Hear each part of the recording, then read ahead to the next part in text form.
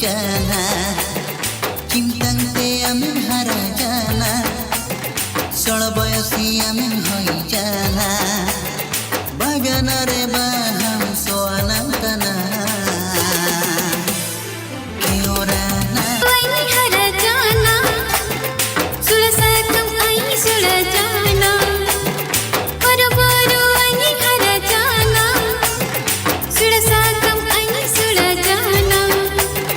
बागान रे बाहाम सोना तना